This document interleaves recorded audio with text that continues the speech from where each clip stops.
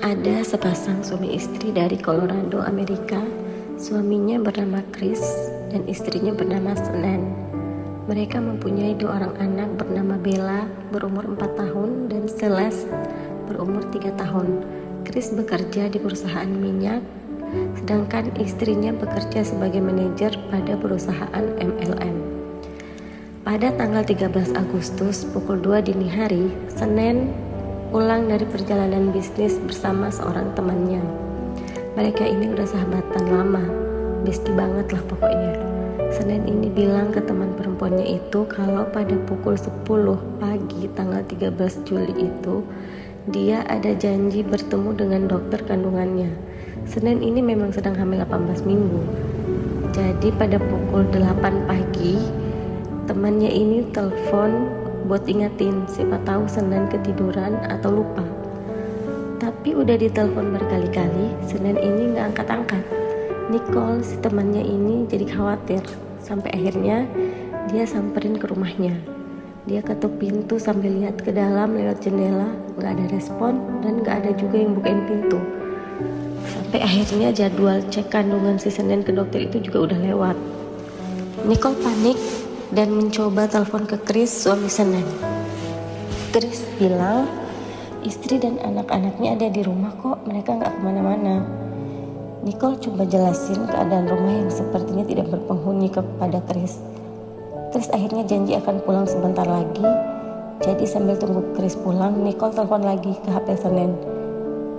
Dan kedengaran suara HP dari dalam rumah. Karena merasa ada yang aneh, jadi Nicole ini telepon polisi. Pada saat polisi patroli datang, mereka kembali telepon Chris untuk memastikan posisinya. Chris bilang dia masih di kantor. Merasa situasi sedikit urgent, polisi meminta izin untuk membuka garasi rumah Chris dan Chris mengizinkan. Pada saat dibuka, di garasi ditemukan mobil Senen, yang berarti Senen belum meninggalkan rumah. Anehnya,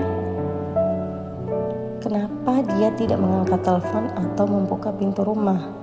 Polisi dan Nicole berkali-kali menelpon Chris dan memaksanya untuk segera pulang. Chris pun akhirnya sampai dan mereka masuk ke dalam rumah. Di atas meja ruang keluarga ditemukan tas, handphone, dan obat-obatan milik Senen. Merasa panik, mereka menggeledah seluruh rumah. Tapi Senen dan anak-anaknya tidak ditemukan. Salah seorang tetangga yang sedari awal menyaksikan kejadian tersebut turut masuk ke rumah Chris dan akhirnya menyarankan agar mereka memeriksa CCTV yang ada di rumahnya. Mungkin ini bisa sedikit memberikan petunjuk tentang keanehan yang sedang terjadi. Jadi Chris, Nicole, dan polisi pun bergegas ke rumah tetangga Chris.